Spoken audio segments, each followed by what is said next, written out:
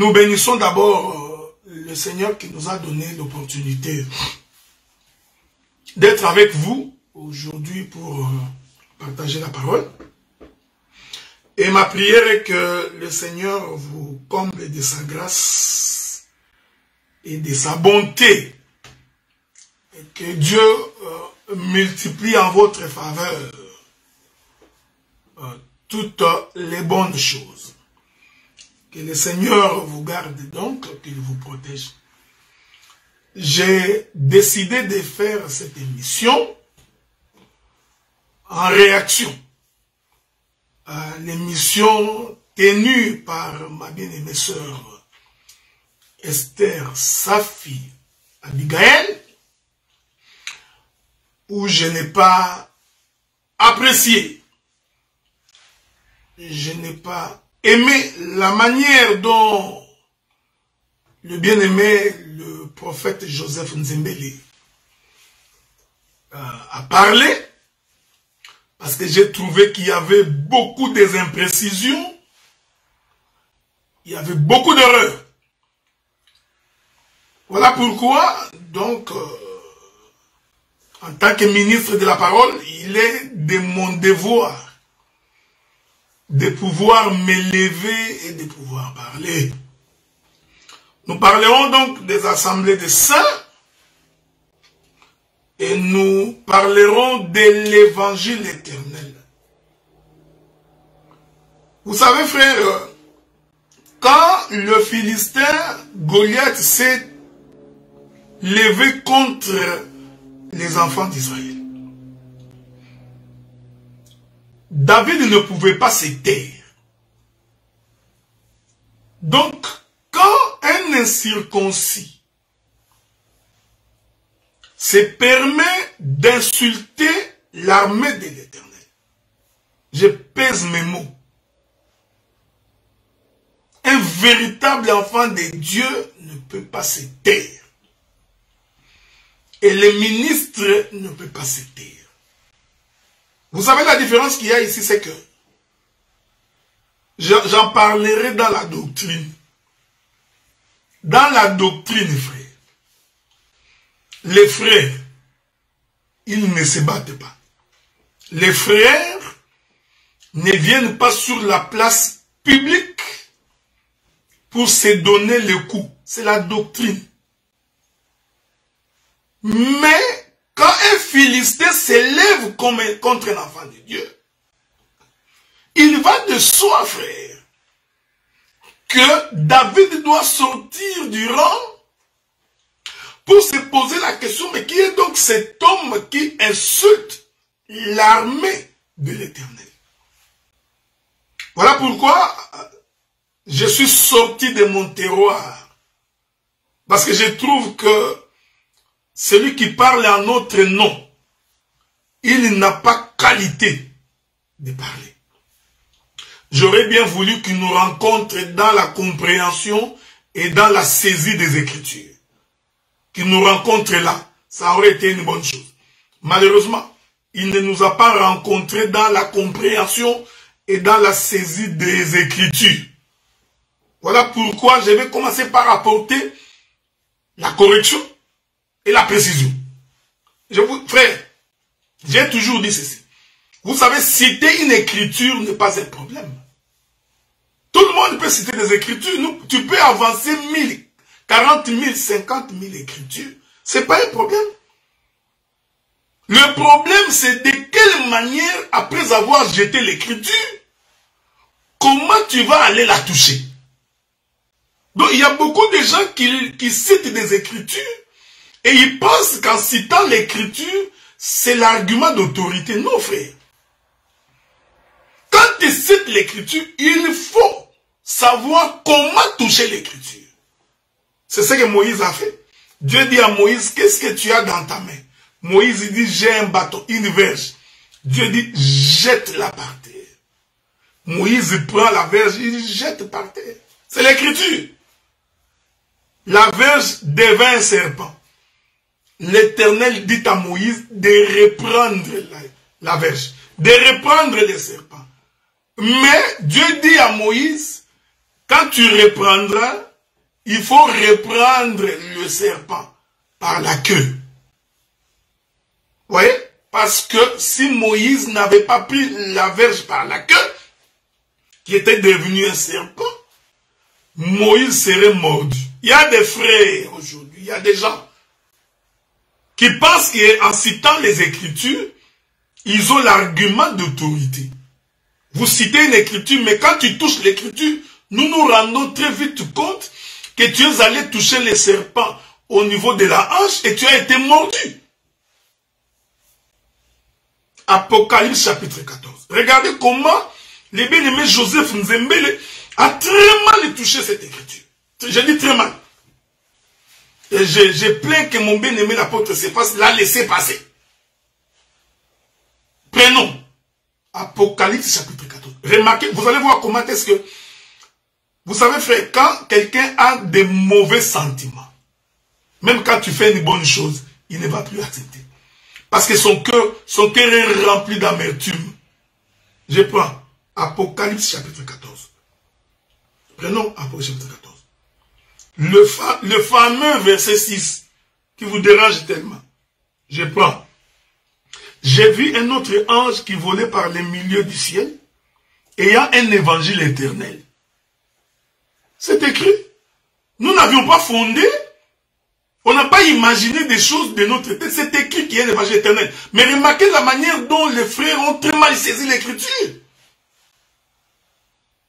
La Bible dit, pour l'annoncer aux habitants de la terre, à toutes les nations, à toute tribu, et toute langue, et à tout le peuple. Il disait d'une voix forte, craignez Dieu, donnez-lui gloire, car l'heure de son jugement est venue. Et adorez celui qui a fait les cieux et la terre, et la mer, et les sources d'eau.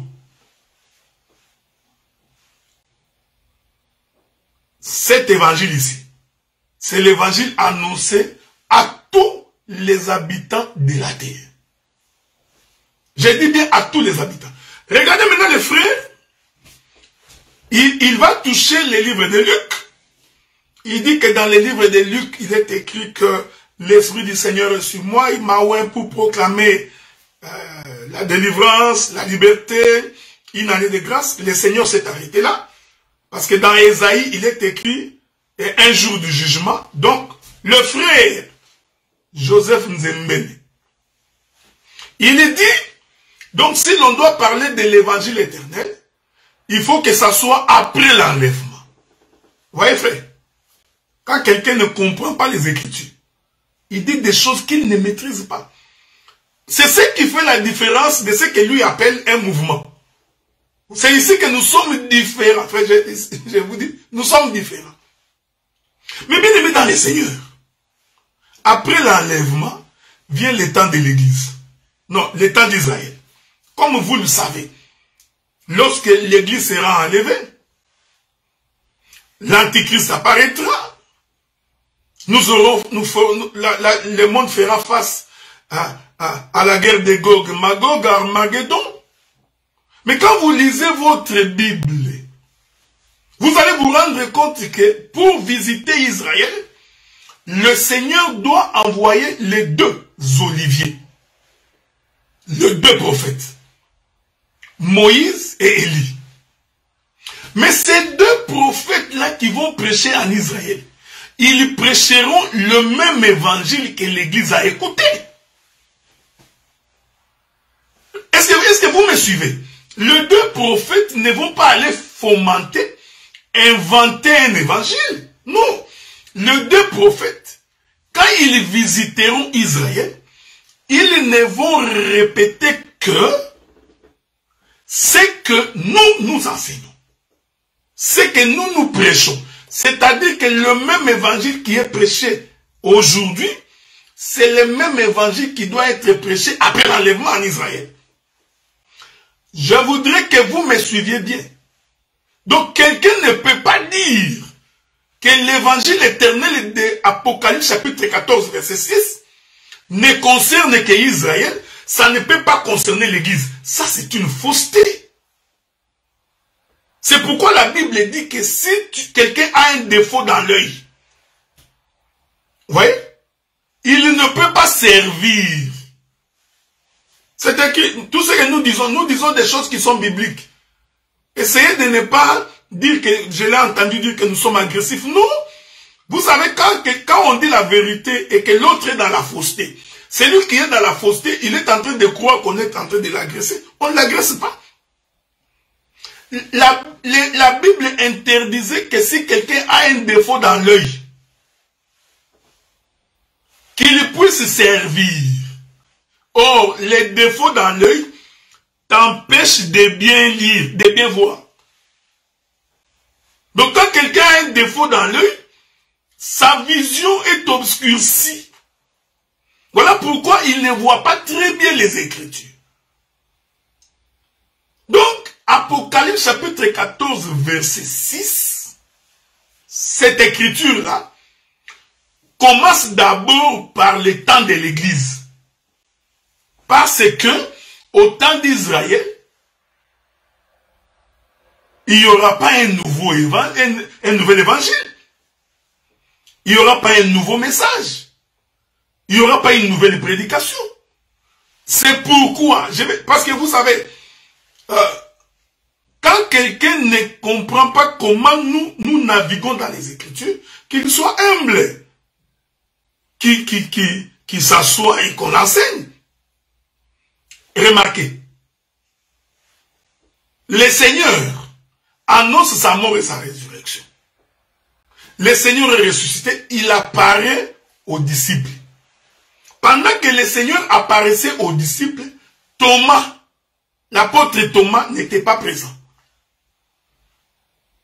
Mais les autres disciples avaient déjà vu le Seigneur.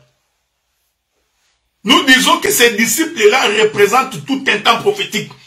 Ces disciples représentent le temps de l'Église, le temps de la grâce. Mais écoutez, lorsque les disciples croisent Thomas, qui n'était pas là, ils informent Thomas que le Seigneur est ressuscité. Thomas dit non, je ne peux pas croire sans avoir vu de mes propres yeux et que j'ai mis mes doigts dans ses plaies. Ouais. Ce moment ici que Thomas ne croit pas, c'est le moment d'endurcissement. C'est le moment où Israël est tombé dans l'assoupissement. Est-ce que vous me suivez, frère? Suivez-moi bien. Donc, Thomas représente aussi une autre dispensation.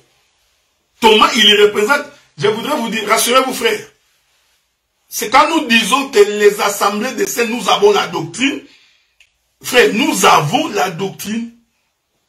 Et la doctrine nous apprend à ne pas venir nous attaquer à nos frères sur la place publique. C'est la chose que nous ne ferons jamais. Il faut vous rassurer. Mais quand un Égyptien lève le ton, eh bien nous sortons. Remarquez. Donc je suis d'abord en train de nettoyer ces incorrections.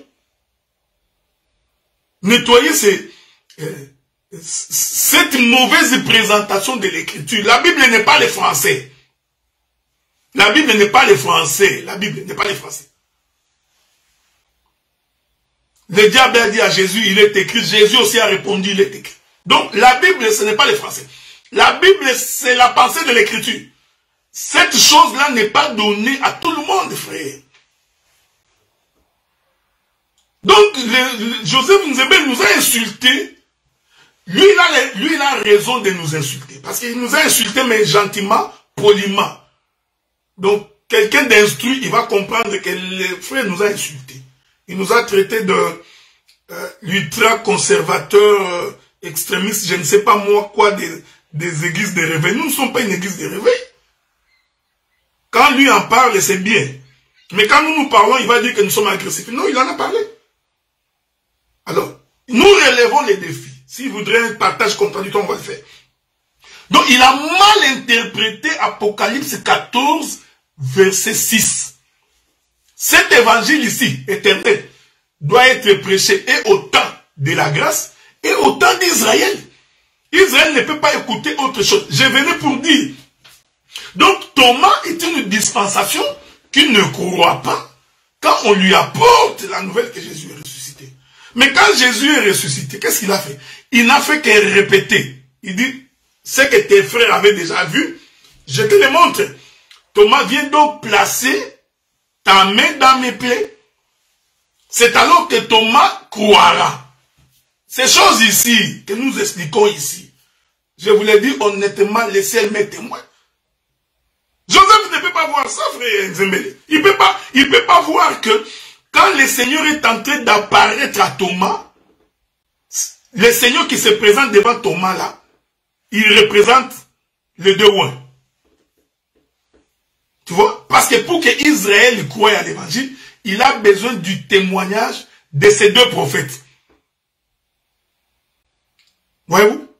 Nous sommes ici dans la 70e semaine de Daniel. C'est pourquoi le Seigneur étend ses deux mains, il demande à Thomas de... Nous disons que les deux mains ici, c'est les deux prophètes frères. Je vais prendre encore d'autres exemples parce que c'est important pour que les gens comprennent ces choses. Donc ici, nous ne sommes ni agressifs, mais nous disons des choses dans l'exactitude. Frères bien-aimés, les choses de Dieu, nous ne faisons pas l'écuménisme. Il faut que nous aimions le comprendre que dans les choses de Dieu, l'écuménisme est prohibé. Ou c'est vrai, ou c'est faux. Ou tu es dans les vrais, ou tu es dans les faux. Il n'y a pas d'à peu près. Le Seigneur a dit, soit tu es chaud, soit tu es froid. Si tu es tiède, je te vomirai. Donc, nous les assemblées des saints, vous savez frère, il ne faut pas être étonné. J'ai quand même aimé son courage de reconnaître que les assemblées des saints constituent, selon lui, un mouvement fort. Oui, oui, nous sommes très forts. Nous ne sommes pas forts par nous-mêmes, non. Samson n'a pas déchiré les lions par sa propre force. Nous ne sommes pas forts par nous-mêmes, frère. Nous le sommes par la capacité que Dieu nous a accordée. Alors, il faudrait, à un moment donné, avec beaucoup d'humilité, considérer que, aujourd'hui, j'ai dit, frère, aujourd'hui, par les temps qui courent, le Seigneur nous a donné la connaissance, l'interprétation et l'explication de l'Écriture. Vous ne pouvez pas, il ne faut pas nous jalouser, frère. Alors, si quelqu'un veut nous combattre, qu'il nous combatte dans les Écritures. Qu'il ne vienne pas nous combattre sur les opinions. Qu'il ne vienne pas combattre parce qu'il y a un frère qui a péché là-bas, un autre a insulté là-bas, une soeur s'est méconduite là-bas. Alors, tu nous fais les loups et l'agneau. L'agneau dit à le loup, non, ce n'est pas moi qui suis venu dans ta cour l'année passée parce que je n'étais même pas encore né. Les loups répondent, non, non, si ce n'est pas donc toi, c'est donc ton frère, dans tous les cas, je vais te bouffer. Non! Alors, et arrêtez d'être jaloux quand vous avez des difficultés pour courir. Qu'il y ait 2, 3, 4 frères, 5 frères qui sont des fois impolis, des fois qui n'ont pas de manière, mais please frère, ne venez pas vous attaquer à... Écoutez frère, la Bible dit, quand l'Éternel commence une œuvre, personne ne peut résister. Et je vais écouter, ce que Nzembe le fait, c'est ce que Balaam avait fait. C'est exactement la doctrine de Balaam. Balak a entendu que Israël est sorti de l'Égypte. Vous savez, frère, Israël est sorti de l'Égypte. Au fur et à mesure que Israël avançait, aucune nation ne résistait contre Israël. Parce que Israël avait Dieu. Je dis bien aucune nation. Je parlerai du branhamisme parce qu'il y a encore une fausseté qui a été dite sur ces plateaux-là, que nous sommes sortis des branhamistes. Mais frère, quand vous ne connaissez pas l'histoire, mais posez la question.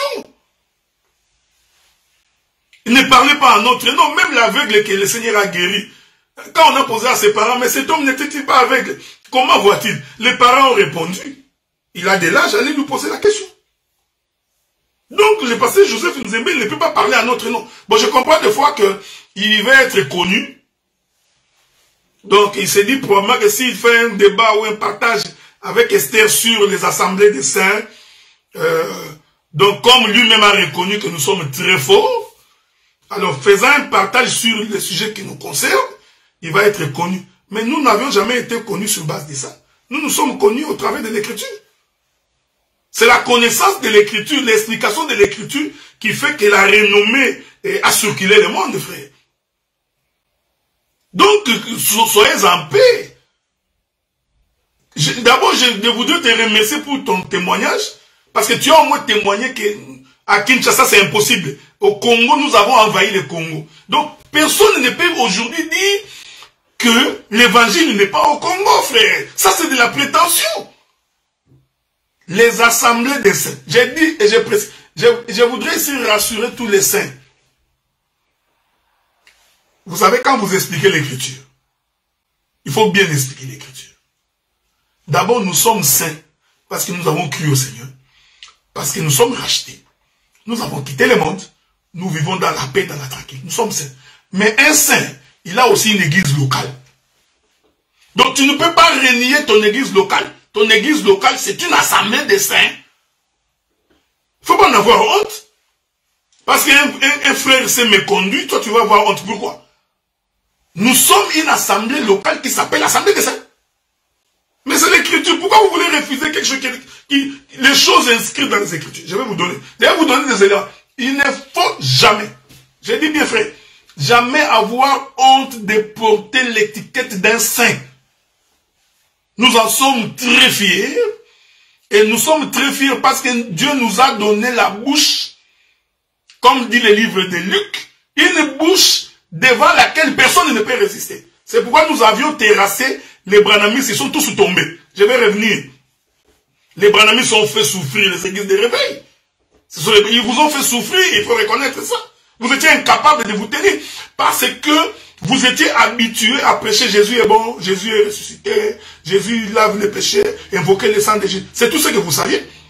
Alors, quand les Branhamistes ont commencé à parler sur les 7 sceaux, d'ailleurs très mal prêché, mais toutes les églises de réveil ont fui. Aujourd'hui, si vous respirez, aujourd'hui, frère, mais soyez quand même... Des fois, il faut être reconnaissant. J'ai toujours dit, frère, la reconnaissance est une vertu. Même si quelqu'un, celui qui m'a prêché l'évangile, est tombé dans un péché, je ne peux pas renier qu'il m'a prêché l'évangile. Non, ça c'est vraiment être de mauvais cœur. Si tu me poses la question, qui t'a prêché l'évangile, je vais te le dire, je te le répète à haute voix, le docteur Kalo Kabunda m'a prêché l'évangile. Je n'en ai pas honte, frère. Alors, cela veut dire que s'il a une faiblesse, ou 2, 3 faiblesses, que je renie quelque chose qui est évident, non. On ne peut pas renier l'évidence, frère. Les assemblées des saints, nous avions apporté la véritable compréhension de l'écriture. C'est pourquoi aujourd'hui, beaucoup de gens se sont ressourcés. Nous n'avions forcé personne. Nous présentions l'évangile. Libre à vous de croire ou de ne pas croire. Mais il y a beaucoup de prédicateurs qui nous ont écoutés, qui ont compris que non, non, non. C'est ça la bonne manière de voir les choses de Dieu. Apocalypse 14, verset 6 concerne et l'Église et Israël. Parce que tu ne peux pas séparer l'évangile pour dire que tu vois l'évangile. Il comprend ça en français. Et tu vois l'évangile éternel, et comme la Bible dit, concerne les temps d'Israël. Mais aujourd'hui, nous parlons de l'évangile de paix. Je ne sais pas moi qu'est-ce qu'il a encore raconté. Mais comment Israël peut écouter un évangile qui est contraire à ce que nous avons écouté? Mais ils ne seront pas sauvés. Donc, quand le frère Jean écrit ces choses, il dit, je vais vous dire ça, il dit,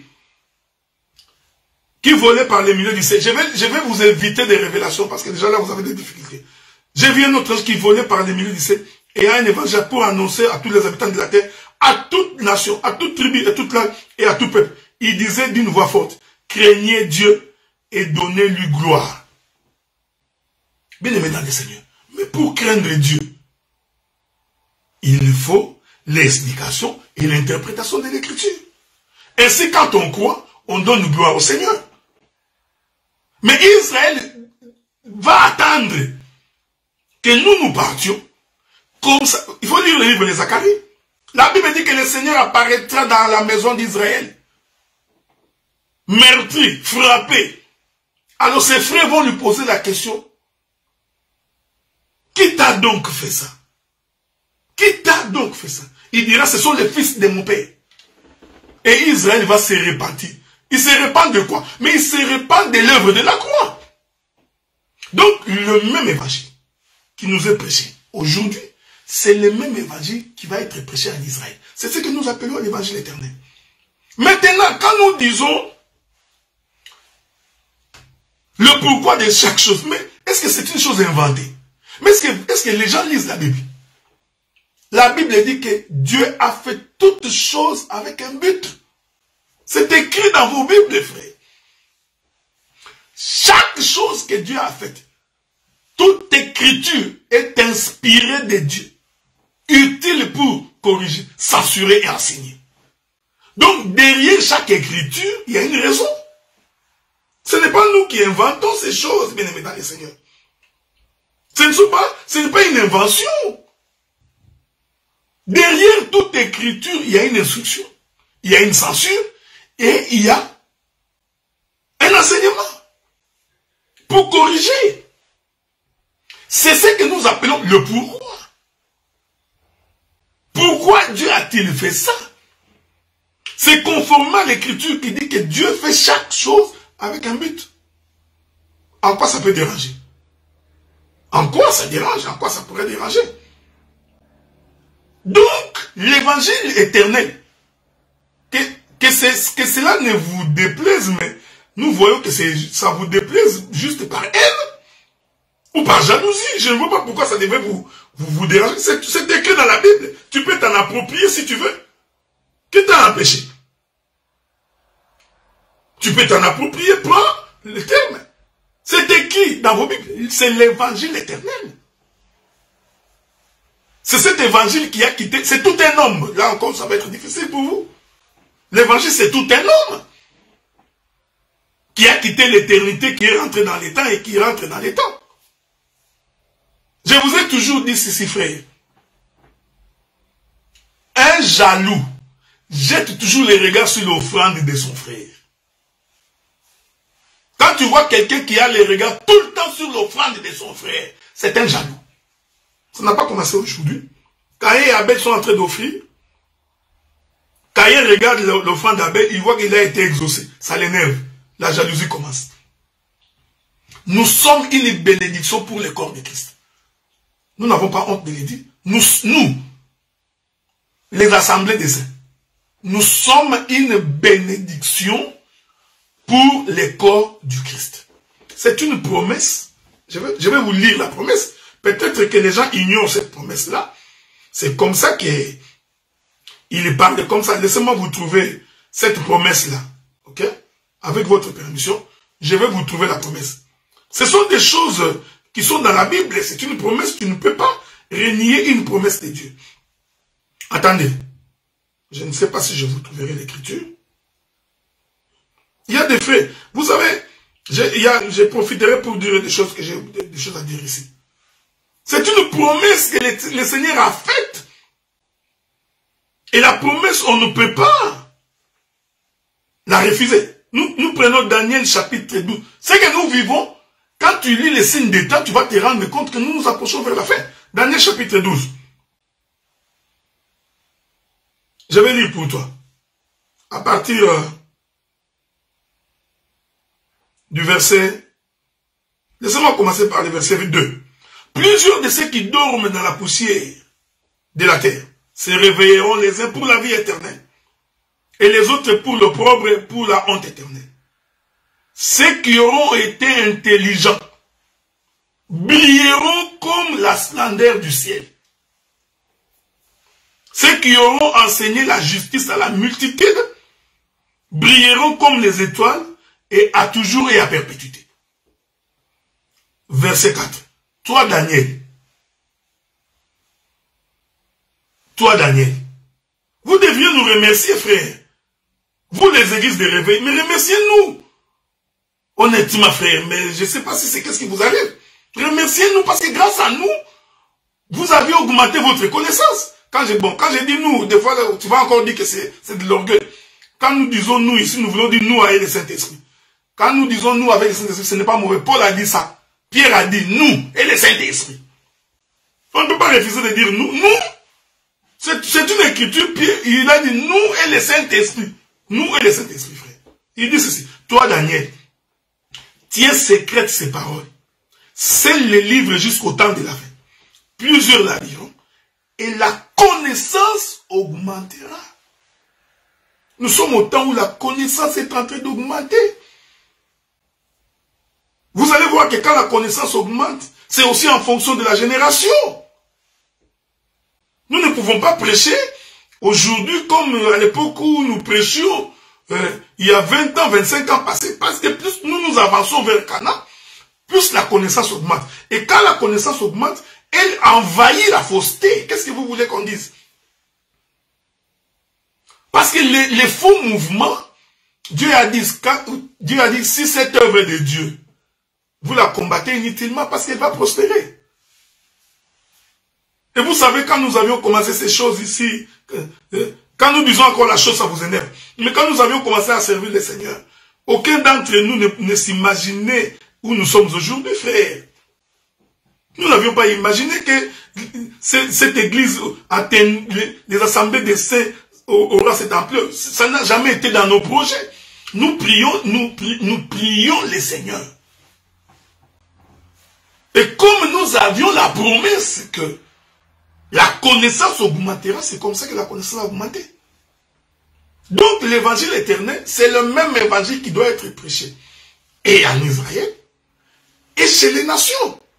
Donc allez faire croire aux gens que non, Jésus, la première portion concerne ici le temps de la grâce. Alors l'évangile éternel va concerner les temps d'Israël. Je vous dis honnêtement, c'est mal posé les choses.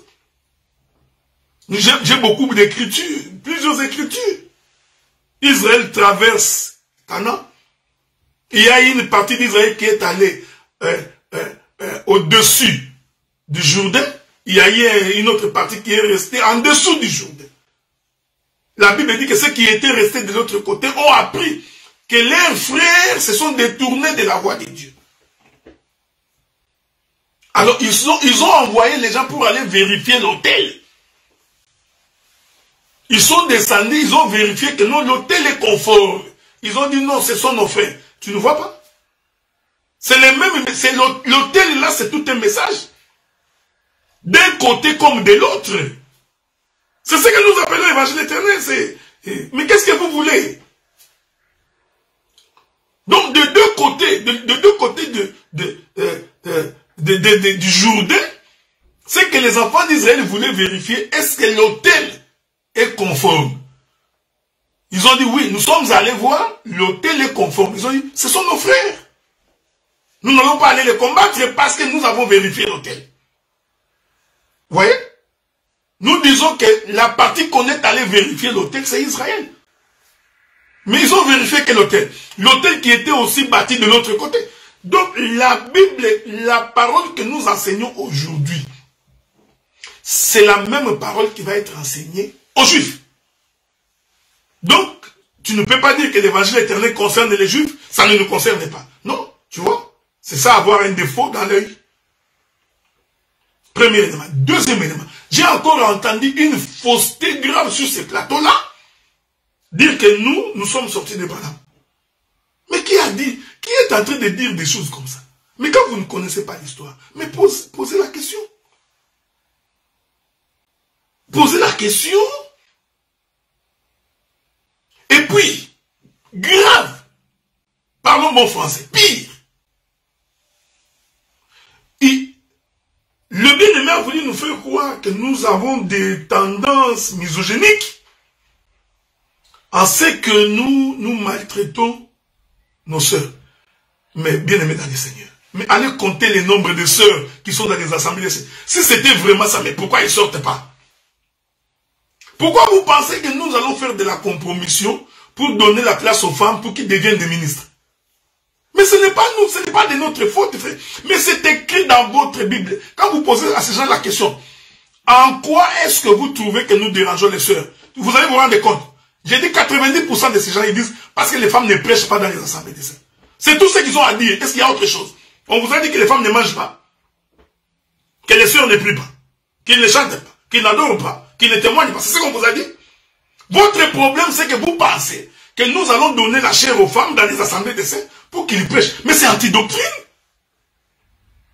C'est anti-doctrine, frère. Alors, comme nous savons C'est ça l'œil que nous avons fait. Comme nous savons que depuis les jardins, la femme avait tendance à prêcher. Ça n'a pas commencé aujourd'hui. Depuis les jardins. Avez-vous remarqué quand le Seigneur a fait la loi? Il a établi la loi. La femme n'était pas créée, non? La femme a parlé avec Adam. Vous pensez que c'est gratuit? Je vous ai toujours dit que Dieu n'a jamais parlé à la femme. Ce n'est pas une tendance misogynique. Ce n'est pas ça du... Non, mais écoutez, mais c'est quand même exagéré ça. Et tu penses qu'en parlant comme ça, tu vas t'attirer la foule de femmes qui veulent prêcher, qui ont animé par des mauvais sentiments diaboliques, et bon, ben bien, tu peux les conduire si tu veux. Nous sommes respectueux de ce que la Bible dit et de la doctrine. La doctrine, frère, elle est identique dans l'Ancien Testament et dans le Nouveau Testament. La doctrine, dans l'Ancien et dans le Nouveau, identique. Alors quand on n'a pas l'œil, eh bien, on va dire que nous sommes en train de... C'était faux. Et la sœur va essayer d'appuyer ça, non.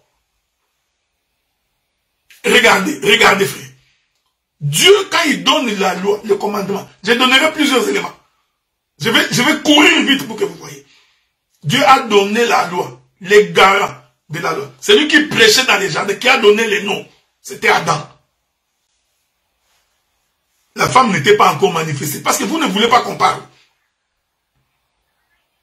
Ce n'est pas dit que nous refusons que les femmes parlent de Jésus. Non, elles peuvent parler de Jésus. Mais nous refusons que quand nous nous assemblons dans une assemblée de saints, que nous voyons une femme prédicatrice. Ça n'arrivera jamais. Dieu manifeste Ève. Ève vient. Adam dit, viens ici. Tu vois tous ces animaux que tu vois. Voici les noms que je leur ai donnés. C'est Adam qui a enseigné à Ève les noms que lui a donnés aux animaux. C'est aussi Adam qui va dire à Ève, Dieu a dit nous mangerons tout, sauf ça. Le premier prédicateur dans la Bible, c'était Adam. Et la première église, c'était Ève. Les jours où Ève a essayé d'ouvrir sa bouche pour prêcher. Parce qu'au lieu d'écouter les vrais prédicateurs, il est allé écouter les serpents. Avez-vous remarqué que le diable n'a jamais parlé à Adam? Parce qu'il savait qu'Adam ne peut pas l'écouter. Il savait. Celui qui a la doctrine, il sait qu'on n'écoute pas une femme, frère. C'est la doctrine. C'est ce que la Bible dit. Ce n'est pas nous. Pourquoi vous voulez nous inventer? Même si ce que nous disons, vous l'avez trouvé chez les branhamistes, mais là n'est pas la question. Même quand vous sortez de Bethel, même chez les Bethel, si vous en trouvez, il n'y a pas de problème. Mais nous, le problème, c'est les Écritures. Et sur cette question, nous n'allons jamais transiger, frère, que ça vous énerve. Mais c'est avec cette même rigueur que nous avions envahi le monde. Parce que nous disons que nous avions envahi tous les Congos, toutes les provinces du Congo. Envahies par les assemblées des saints. Par l'assemblée des saints, par la doctrine, l'enseignement de Christ. Nous venons d'envahir l'Europe. L'Europe est envahie, vous savez, non? Il y en a même des églises qui commencent juste à changer de nom. Parce qu'il a compris que non, on ne peut pas rester là. Il change de nom. Nous sommes en train d'envahir l'Amérique. C'est une promesse.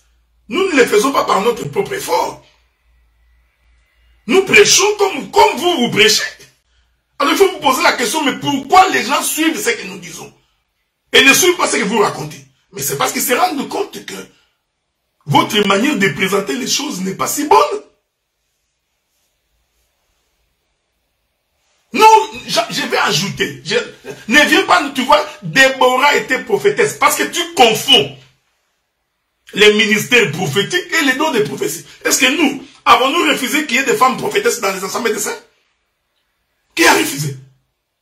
Vous pensez que nous n'avons pas de femmes qui prophétisent dans les assemblées des saints? Il y en a plusieurs. Mais écoutez, frère, parce que nous sommes respectueux de la doctrine, que tout se fasse selon l'analogie de la foi. Ce n'est pas parce que tu as un don de prophétie, une sœur, que ça te donne le droit de commencer à diriger les gens. Je précise, frère, les assemblées des saints sont une bénédiction. Et vous le savez, dans vos forts intérieurs. Vous le savez. On ne peut pas compter le nombre de prédicateurs que nous avions, que cet évangile est allé ramasser, qui ont compris que ce qu'ils confessaient était des faussetés, qui ont cru à cet évangile. Et aujourd'hui, on ne peut pas venir saper ça, frère. Je vais vous dire une histoire. Vous savez, un jour, David a péché contre Dieu. Dieu pose la question à David, il dit, David, tu vas choisir la punition. Ou c'est moi qui te frappe, ou je t'envoie chez les Philistins. David était un prophète. David a compris que Dieu, tu ne peux pas m'envoyer chez les Philistins. Non. Donc un Philistin ne peut pas venir corriger un juif. Ça n'existe que dans les groupes de prière. Je vais revenir sur l'histoire des groupes de prière. Pourquoi nous disons que ces églises sont des groupes de prière? C'est par rapport aux Écritures. David a compris que lui, Dieu ne peut pas l'envoyer chez les Philistins. Les Philistins ne peuvent pas corriger un juif. Les Philistins ne font que combattre. Retenez ce que je dis. Retiens bien ce que je dis. Les Philistins combattent. Ne corrige pas.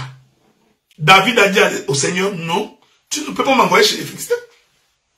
Parce que les Philistins ne peuvent pas me corriger. Les Philistins vont chercher ma mort. Je préfère que toi, le Seigneur, que tu puisses me frapper. Vous voyez, je vais balancer la nuée. Laissez-moi balancer la nuée. Regardez, frère. Donc, un Philistin ne peut pas se tenir debout et dire qu'il va nous corriger, nous. C'est comme si nous ne voyons pas. C'est anti-doctrine. Tu ne t'associes pas avec un Philistin pour tuer ton frère. David dit, ô Éternel, je préfère que toi, tu puisses me frapper. Donc, c'est pourquoi nous disons, les frères se corrigent à l'intérieur de la maison. Parce que la main de Dieu qui corrige David, c'est le ministère. Vous voyez? Là, je sais que tu vas me donner l'écriture qui dit, voilà, la Bible dit que Dieu a mis tout autour des enfants d'Israël, 7 nations. Quand Israël voulait sortir, donc les nations ne venaient pas corriger. Les nations venaient pour combattre.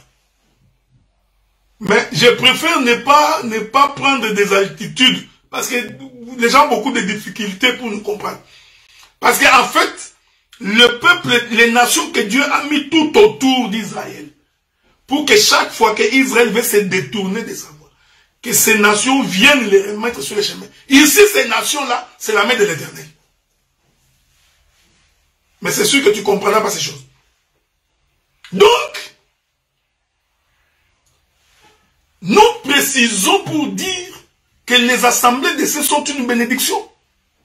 Et nous sommes, frères, ce que nous disons, frères, nous avons les témoignages.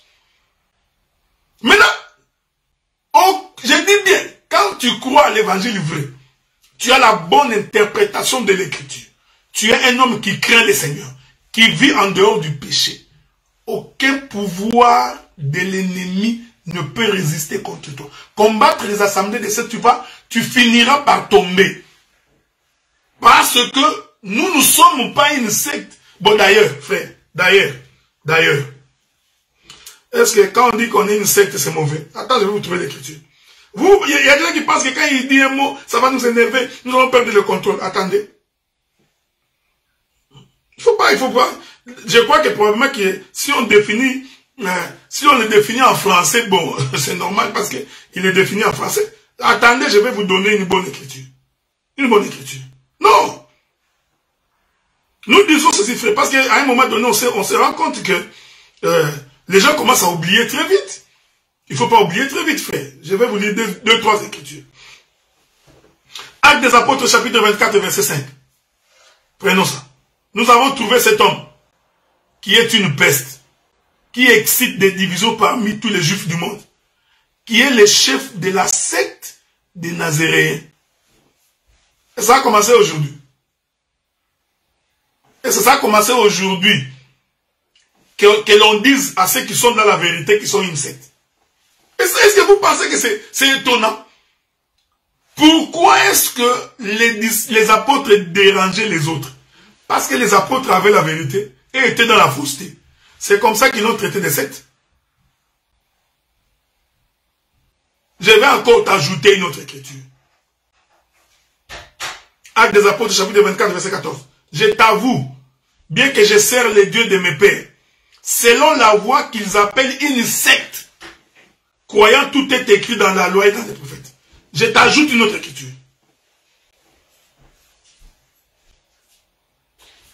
Actes des apôtres, chapitre 28, verset 22. Mais nous voudrions apprendre de toi ce que tu penses, car nous savons que cette secte rencontre partout de l'opposition. Vous savez, frère, généralement, ceux qui sont dans les faux, quand vous vous écartez pour les faire comprendre qu'ils sont dans les faux, et ils vous traitent de secte. Maintenant, frère, pourquoi les gens voudraient que nous soyons gentils face à des gens qui refusent de croire à la vérité? Nous ne sommes pas impolis, on est polis. Mais nous réfutons les contradicteurs, les fronts des diamants. Nous réfutons en démontrant que vous êtes dans les faux. Frère, il faut faire attention, parce que si vous ne faites pas attention, nous risquons de tomber dans l'écuménisme. Croire que nous sommes tous pareils. Nous prions tous le même Dieu. Nous servons tous le même Dieu. Ce n'est pas parce que quelqu'un dit le nom de Jésus dans sa bouche qu'il est votre frère. Ce n'est pas parce qu'on dit qu'il est pasteur, prophète, docteur qu'il est nécessairement notre frère. Non, vous risquez de tomber dans l'écuménisme. Quand quelqu'un s'attribue, j'ai été très étonné des propos que j'ai entendus. Les frères disent, le frère Joseph Nzembele, il dit, oh, dans les assemblées des saints, on minimise les pasteurs, on glorifie les docteurs et les prophètes. Mais frère bien-aimé, voilà moi, mais je sais pas, est-ce qu'on peut me donner un verre d'eau? Mais c'est quoi cette histoire? Quand quelqu'un ne comprend pas l'exercice ministériel, il ne comprend pas l'exercice ministériel, il ne sait pas quel est le rôle du pasteur, quel est le rôle du docteur, du prophète, il va dire des choses comme ça. Il va dire des choses qui énervent la doctrine, frère.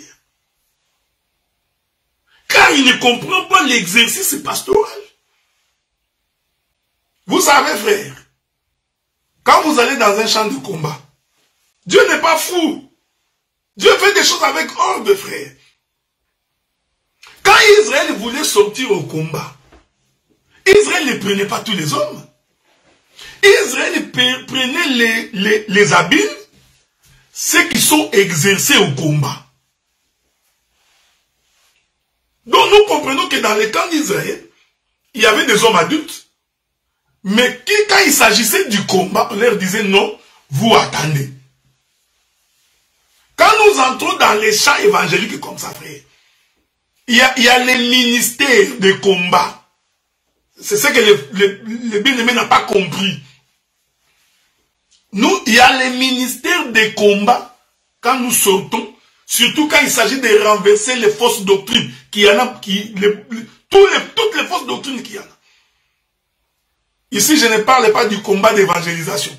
Quand c'est pour aller gagner les âmes, prêcher la bonne nouvelle que Jésus est bon, nous enverrons l'évangéliste et probablement l'apôtre. Mais quand nous venons pour renverser les fausses doctrines, c'est comme ça que nous avons gagné tout le monde, non? Les docteurs et les pasteurs doivent sortir. Mais il dit que nous avions négligé les pasteurs. Parce qu'il n'a pas vu nos pasteurs à l'œuvre. Est-ce qu'il les voit ou il ne les voit pas? Donc, dans les combats, on n'en voit pas. Quand quand quelqu'un vient, il cherche vraiment un partage, des confrontations, nous lui enverrons les gens qui ont les fonds de diamants, des gens qui ne viennent pas se plier. Hein? Donc on ne peut pas envoyer des gens qui viennent dire est-ce que le roi remportera la guerre? Amen, amen. Non. On va envoyer Naboth. Il dit pour rien au monde, je ne céderai l'héritage de mes pères. Non. Pour rien au monde, frère. Maintenant, encore une fausseté qui a été dite sur ce plateau-là. Que nous sommes les branhamistes. Je vais nettoyer ça calmement maintenant. Nous ne sommes pas sortis des branhamistes. Ça c'est quoi? Les branhamistes vous ont malmené. Ils vous ont tellement malmené parce que vous n'aviez pas la connaissance des Écritures. Quand les branhamistes sont en train de prêcher sur la sémence du serpent, tellement que vous n'aviez pas d'argument.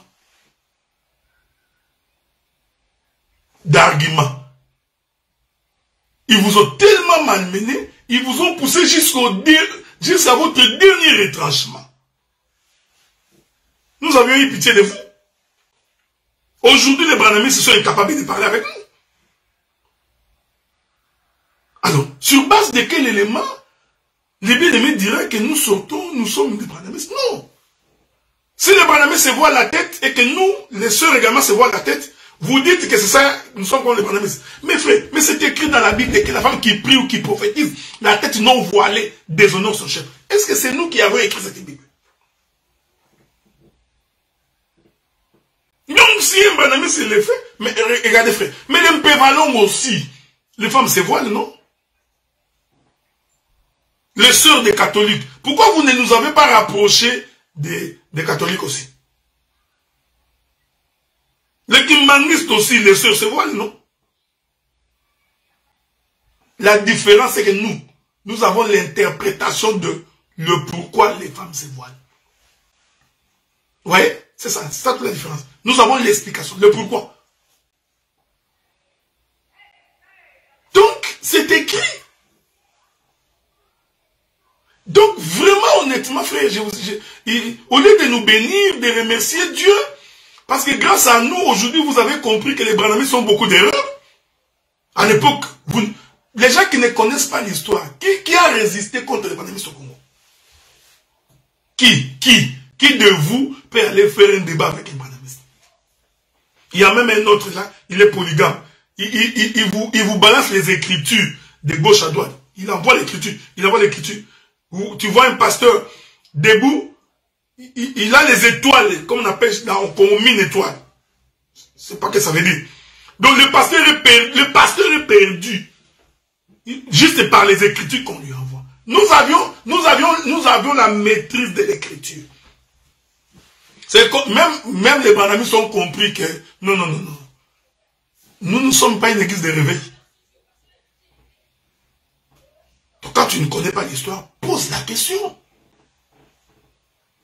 Et j'ai dit et je précise, frère, dans toute organisation humaine, il y a toujours des désordonnés. Il y en a toujours. Ce n'est pas parce qu'un frère a volé. Alors tu vas dire que tous les saints sont des voleurs. Oh non, bien aimé, il ne faut plus suivre ces gens-là parce que ce sont des impudiques. Non. Parce qu'ils sont des arrogants. Non.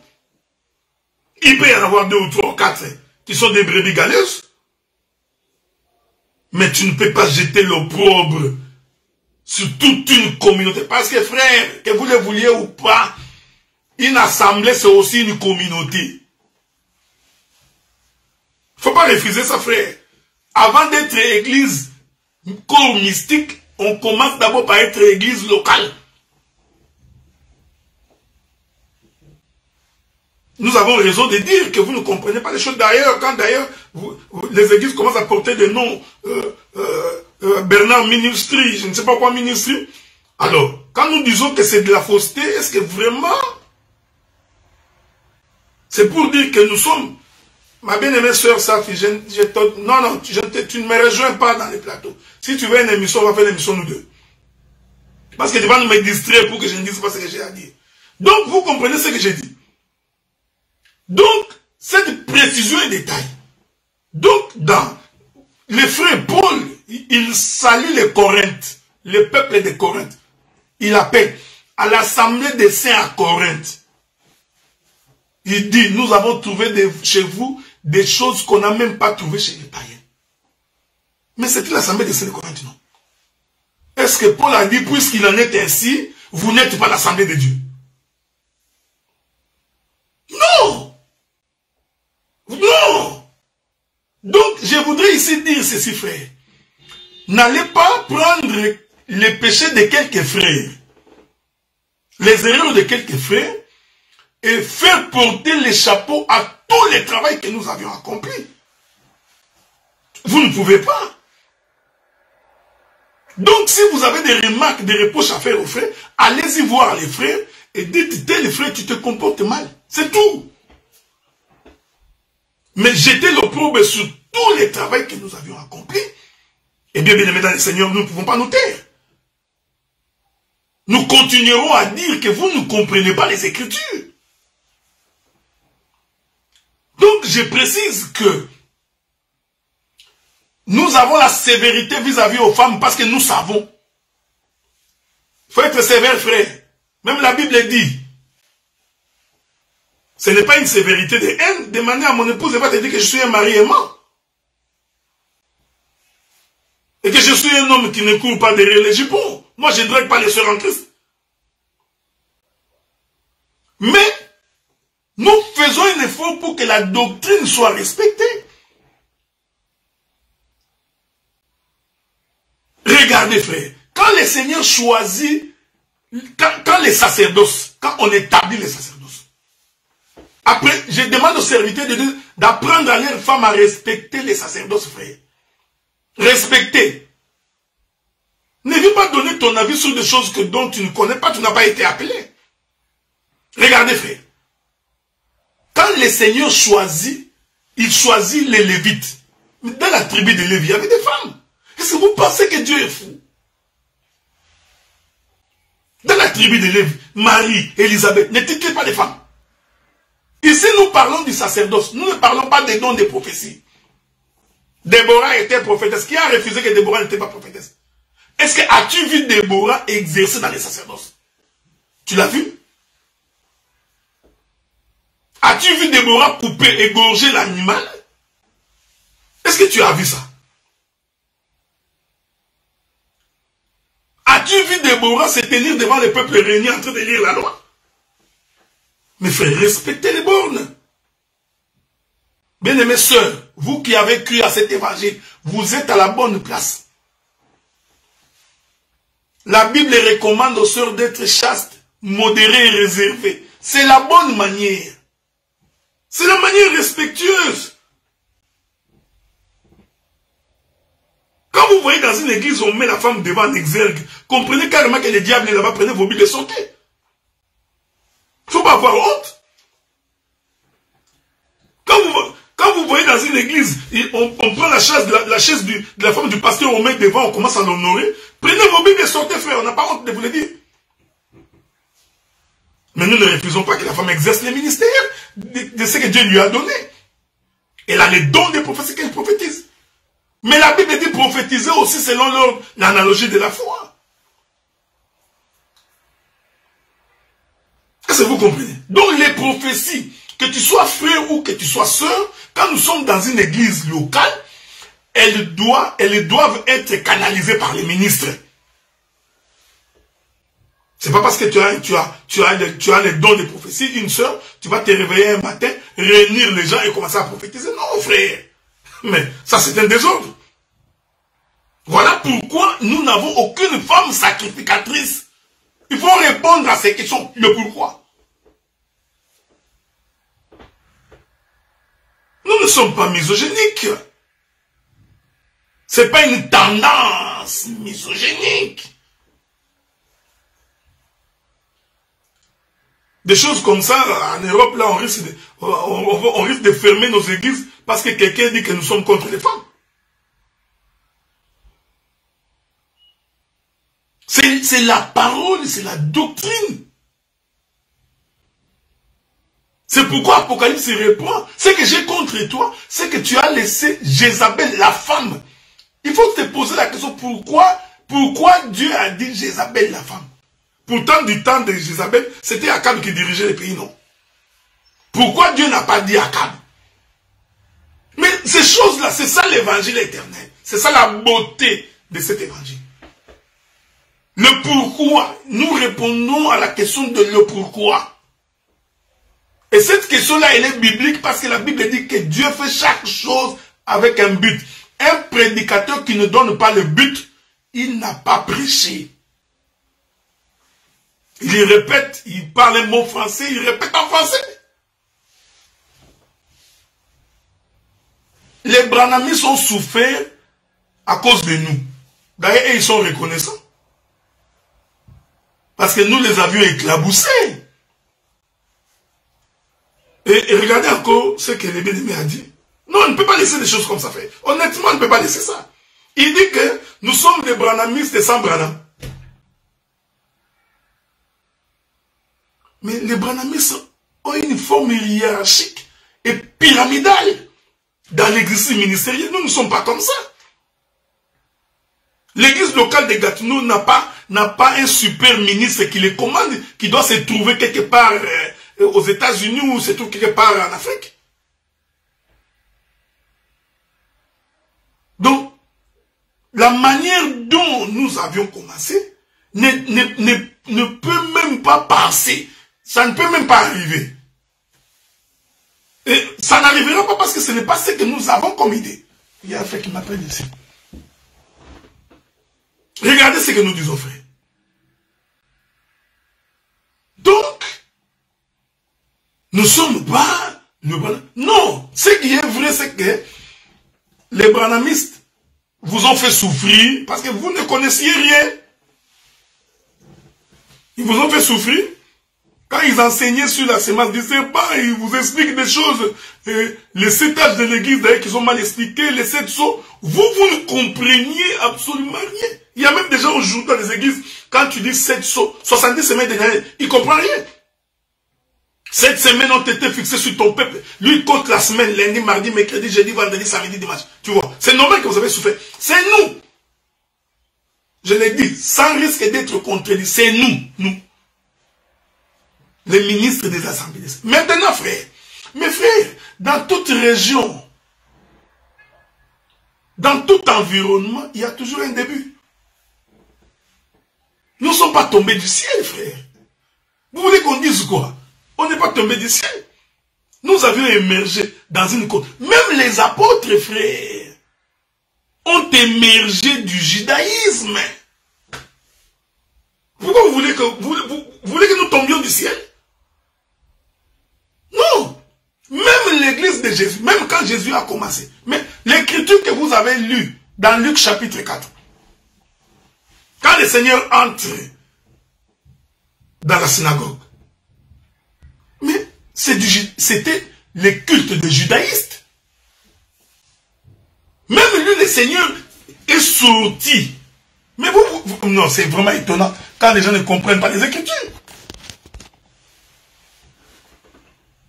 C'est vraiment étonnant. Donc, dans l'histoire, il est tout à fait normal, à un moment donné, nous naissons.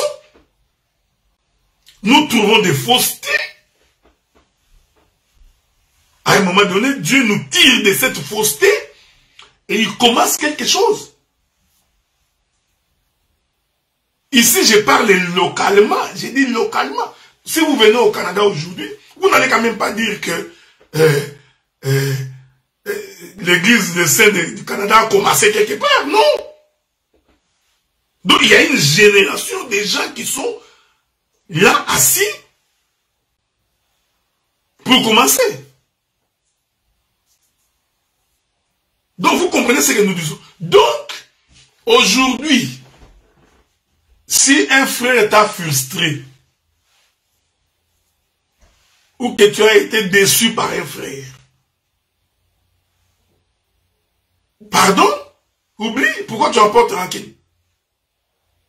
Pourquoi il faut le répéter à tout bout de champ? Pourquoi? Nous disons il y a des erreurs partout. Sauf que nous n'avons pas l'habitude d'aller regarder l'offrande de gens. Parce que notre offrande est agréée. Mais un homme jaloux va toujours regarder l'offrande de l'autre. Je vous avais toujours dit, frère, si aujourd'hui les gens parlent des assemblées des saints, parce qu'ils ont compris que nous sommes un frémur. Ils ont compris. Vous savez, frère, regardez. Même si aujourd'hui vous ne l'acceptez pas, mais dans vos chambres, quand vous vous asseyez vous-même, vous savez que l'évangile que vous prêchez là, vous l'avez pris des assemblées des saints. Beaucoup l'ont pris des assemblées des saints. Ce sont les prédicateurs des assemblées des saints. Nous ne disons pas que nous sommes parfaits. Nous ne disons pas que nous n'avons pas d'erreur. Non, ce n'est pas ce que nous disons. Mais nous disons au moins, Dieu nous a éclairés suffisamment. Suffisamment, frère. Et nous ne l'avions pas demandé. Nous n'avions pas chef. On n'a pas couru. Dieu nous a fait grâce, frère. Alors, ce que je voudrais vous demander, c'est profiter de cette grâce. Tout simplement. Profite, monte sur l'arbre des sycomores, monte. Tu peux me devenir plus grand que nous. C'est pas grave. Mais il faut reconnaître que les assemblées des saints, que les gens ont commencé à vouloir critiquer aujourd'hui, font la fierté de l'évangile, frère. Nous avons des invitations partout dans le monde, non pas à cause des miracles, non pas parce que nous faisons tomber des gens. Non. Il y a des gens qui ont circulé le monde à cause de la veste. Lui, il fait la veste, les gens tombent. On l'appelle. Bon. Il y en a d'autres avec des faux miracles, et il fait des vidéos. Nous, on ne présente pas de fausseté.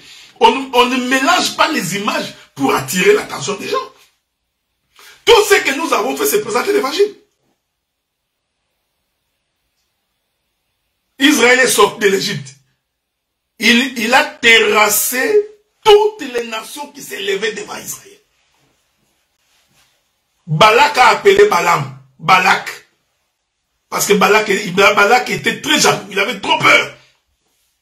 Balak appelle Balaam et dit, Balaam, viens. Il faut que tu me maudisses ce peuple.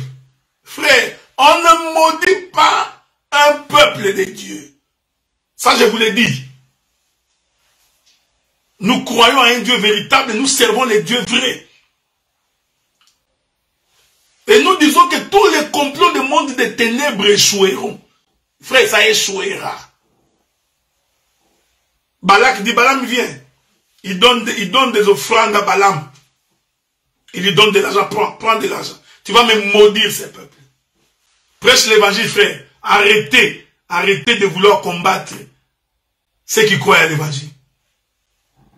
Balaam, il va sur une montagne. Il cherche le moyen de maudire. Il ne trouve pas. Il change de montagne. Balaam est allé de montagne en montagne. J'étais fort. De montagne en montagne. Les gens peuvent multiplier des émissions. Ils peuvent aller d'une montagne à une autre montagne, d'une émission à une autre émission, pour parler des assemblées des saints. Je vous informe, ça c'est une information solennelle, que l'œuvre que le Seigneur a commencé avec nous, jusqu'à l'enlèvement, frère, Balaam va de montagne en montagne. Ça, je peux également t'exhorter, toi, en tant qu'enfant de Dieu. Il ne faut jamais avoir peur de Balaam. Il peut changer de stratégie. Il peut changer de montagne. Ça ne change rien. Ça ne change rien, frère. En conclusion, Balaam va dire, on ne peut pas maudire un peuple que Dieu s'est choisi. Un peuple que Dieu a béni, on ne peut pas le maudire. Les enchantements, les envoûtements ne peuvent rien contre Jacob. Si nous avons commis un péché, dis-nous les péchés que nous avons commis, nous allons nous repentir. C'est ça un enfant de Dieu.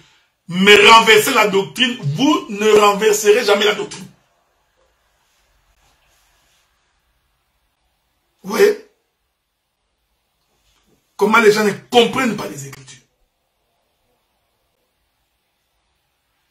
Et on pense qu'on peut s'attirer la sympathie des femmes. Frère, quand tu sers le Seigneur dans les vrais, et que tu n'as pas un mauvais cœur, tu n'es pas rancunier, je t'informe que Dieu, qui est dans les cieux, Abraham avait dit, il pose la question à Dieu, il dit, éternel Dieu, feras-tu périr le juste et le méchant? Abraham répond, lui-même pose la question, il répond. Il dit, loin de là cette manière d'agir. Bien aimé dans le Seigneur, quand on est juste devant le Seigneur, l'Éternel te soutiendra. L'Éternel combattra pour toi. Les assemblées des saints sont une bénédiction. Ce que les frères appellent agressivité, non, ce n'est pas de l'agressivité. Nous savons qu'il y en a certains.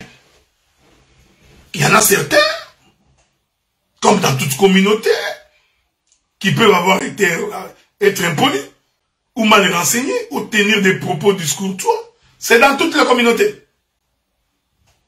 Dans toutes les églises d'ailleurs, il y en a. Donc il ne faut pas en faire une spécificité des assemblées de saints. Non! Il y a même des gens qui pensent que l'impudicité est spécifique aux assemblées de saints. Sauf que nous ne montons pas sur le plateau pour parler des impudicités de tout ce que ces gens-là font. Si vraiment, je vais inviter, si vous voulez, on peut inviter Denis Lessier. Comme ça, il va vous dire ce qui se passe chez les églises de réveil. D'ailleurs, ce qui se passe là-bas, c'est pire, non? C'est pour dire que nous n'encourageons pas. Nous ne voulons pas ici dire que nous encourageons le mauvais comportement, non. Nous n'encourageons pas la dérive, nous n'encourageons pas les vols, mais nous n'encourageons pas non plus la haine. Non, frère, il ne faut pas oublier qu'un homme haineux, c'est un homme qui va aussi aller en enfer. Quand tu as la haine bouillie, ce qu'on appelle les églises de réveil, pourquoi ils nous en veulent? Tout simplement parce que nous les contestons. Et nous les contestons avec des écritures. Quand quelqu'un n'aime pas qu'on les conteste, il s'énerve. Non. Ce que nous voulons vous demander, si vous voulez nous contester, contestez-nous, venez nous rejoindre dans les Écritures. Ce serait un bon partage.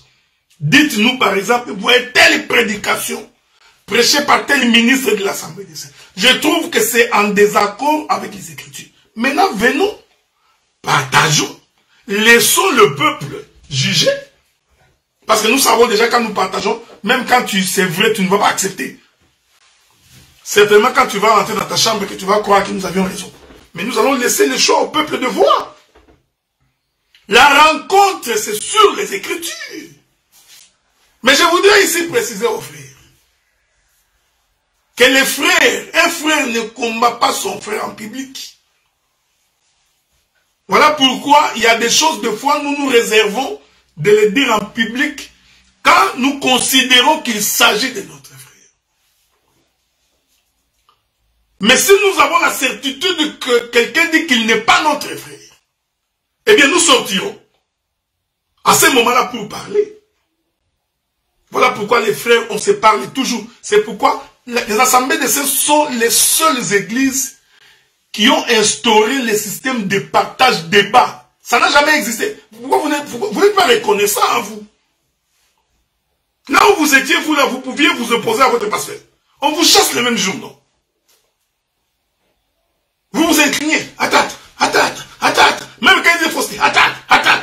Vous le savez, non? Nous vous avions donné la possibilité de discuter des Écritures, de partager sur les Écritures. C'est nous. Et c'est ce qui a fait c'est ce qui a augmenté la connaissance dans les assemblées des saints. Mon bien-aimé Céphas l'a dit. Ce qui fait notre fierté, notre force, c'est que nous n'avons jamais eu peur des Écritures. Nous n'avions jamais eu peur des Écritures. Nous sommes prêts à partager calmement. Mais quand tu es dans le faux, nous allons te dire que ta confession, elle est mauvaise. Ta confession est diabolique. Ce n'est pas que toi tu es diabolique. Non, ta confession, elle est diabolique. Et aujourd'hui, les gens posent des questions. Il y a même des gens, nous te prêchons l'évangile, il se lève après-demain, il me contredit. Tu l'aurais fait quand tu étais chez les Tatantangi. Tu l'aurais fait.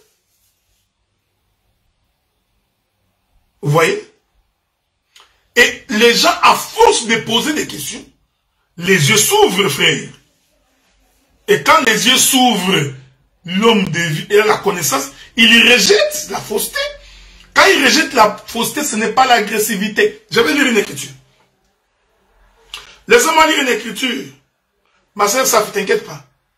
Si Joseph nous aimait de faire un partage avec moi, qu'il choisisse un sujet de partage dans la Bible, qu'il ne vienne pas parler en notre nom. Ne faites pas une émission sur nous. Nous sommes là pour nous défendre. Ok? Donc invitez-moi, posez-moi la question sur nous, je te répondrai. Je te répondrai, t'inquiète pas. Même les questions qui te fâchent là, je vais te répondre. Mais que quelqu'un d'autre vienne parler des choses dont il n'a pas la maîtrise, nous trouvons que c'est donner l'accès à quelqu'un qui... Comment il parlera en notre nom? Avons-nous parlé au nom de son église? Même quand nous partageons avec lui, nous ne vérifions même pas c'est quoi son église. On ne s'est jamais posé la question. Pour nous, ce sont les Écritures. On ne veut pas savoir. Bon, attendez. Regardez. C'est pas de l'arrogance. Je ne suis pas un homme méchant, frère. Je prends Actes des Apôtres. Actes des Apôtres, chapitre 23. Je commence par le premier verset. Paul, les regards fixés sur les Sanhédrins, dit, homme frère, c'est en toute bonne conscience que je me suis conduit jusqu'à ce jour devant Dieu. Les souverains sacrificateurs Anania ordonna à ceux qui étaient près de lui de les frapper sur la bouche. Alors Paul lui dit, Dieu te frappera, muraille blanchie. Tu es assis pour me juger selon la loi. Tu violes la loi en ordonnant qu'on me frappe. Ceux qui étaient près de lui disent, tu insultes les souverains sacrificateurs de Dieu. Et Paul dit, je ne savais pas, frère, que ce fut les souverains sacrificateurs. Car il est écrit, tu ne parleras pas mal au chef de ton peuple. Pourquoi j'ai pris cette écriture? Tu n'as pas compris? Parce que Paul savait que si cet homme est véritablement souverain sacrificateur, s'il était seulement sacrificateur, les choses que j'enseigne, il allait comprendre que ce que j'ai dit est vrai. Mais les souverains sacrificateurs, il était dans le faux. Hein? Pendant qu'il jugeait Paul, lui, le souverain sacrificateur, était dans le faux. Mais il s'est quand même permis le luxe de juger celui qui est dans les vrais. C'est ce qu'on appelle le courage. Courage avant un boudin. Donc, il y a des sujets, quand nous mettons sur la table, il y a des gens qui ne peuvent pas comprendre. Alors, l'humilité voudrait que vous vous asseyez quand même pour écouter. Quand quelqu'un est dans le faux, il est dans le faux. Ce n'est pas une insulte. Quand nous disons que ce que vous faites n'est pas conforme aux Écritures, si ce n'est pas le cas, il faut nous le prouver par les Écritures. Écoutez bien, les là, ceci n'est pas conforme. Mais ne nous prenez pas des cas isolés.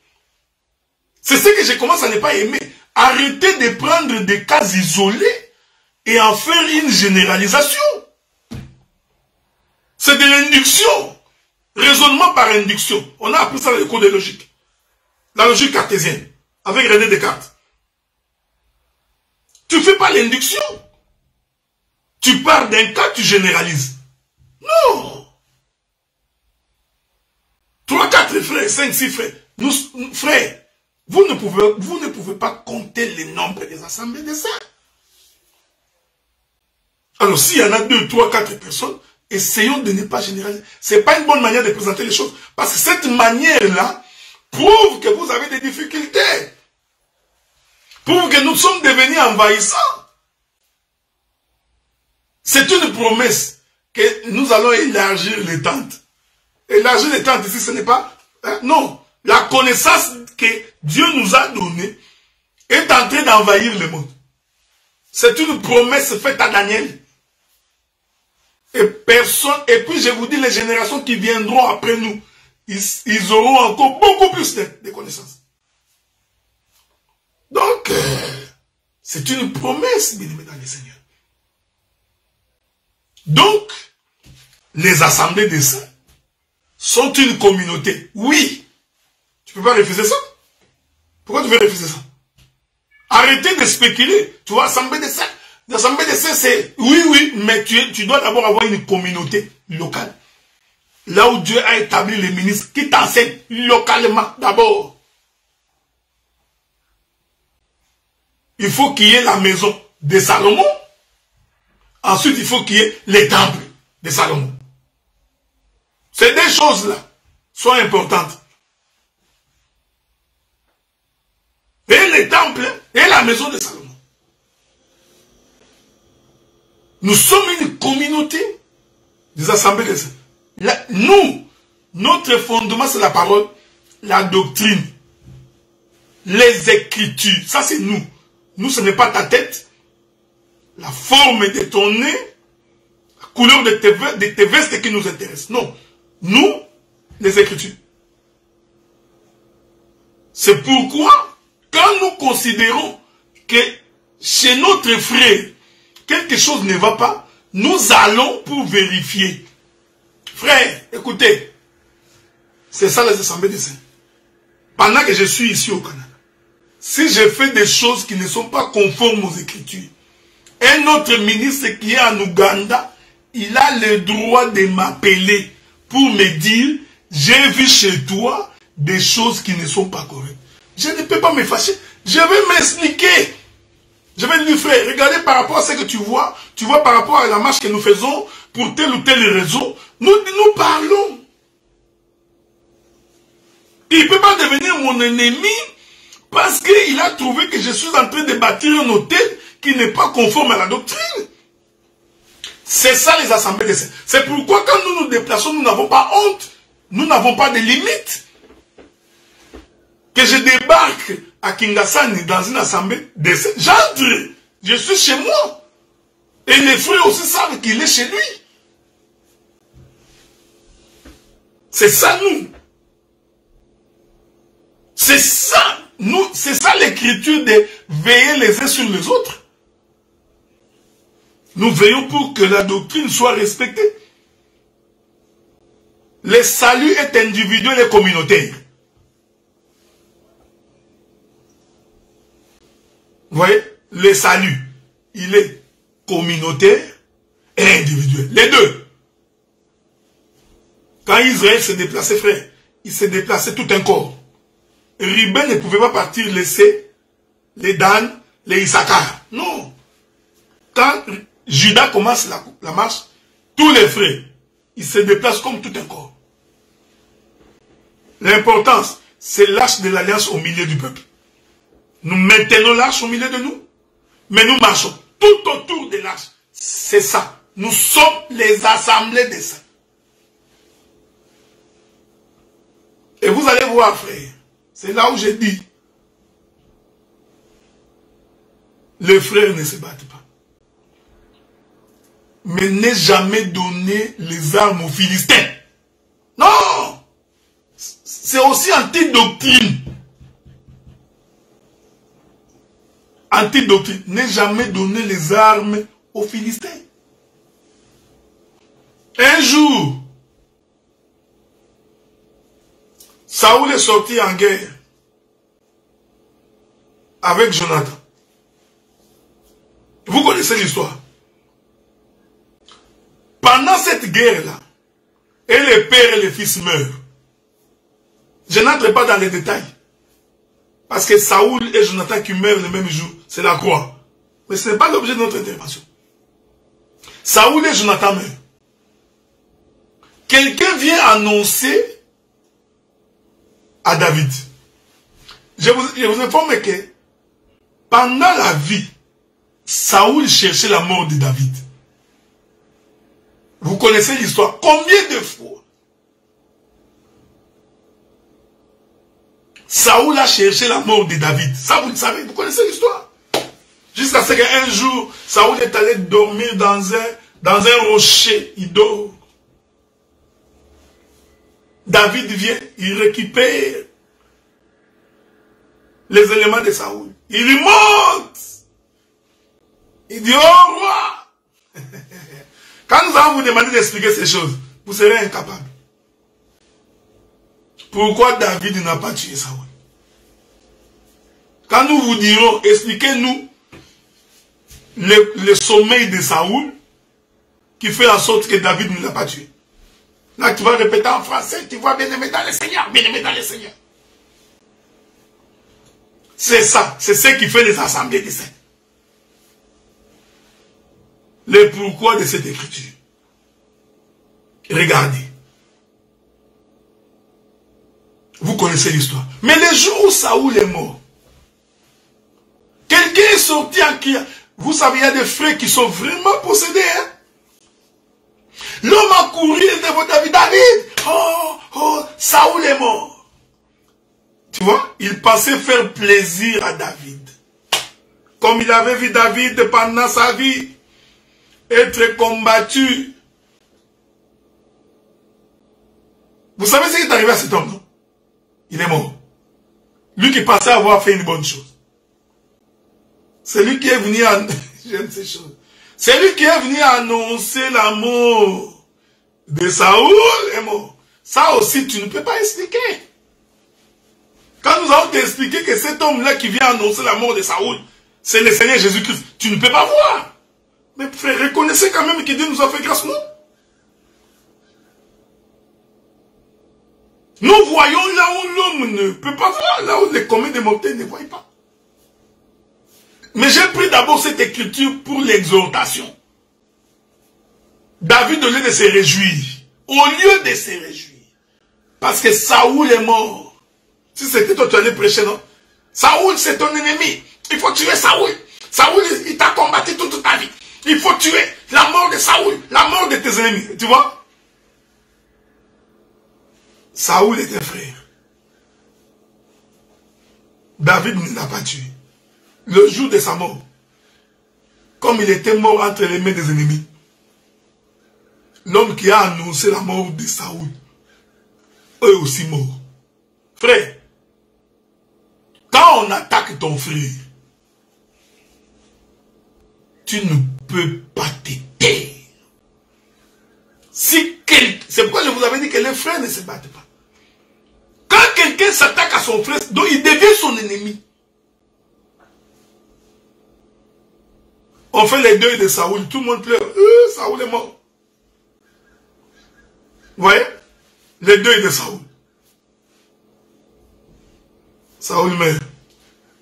Après les deuils, nous allons nous asseoir pour savoir comment Saoul est mort.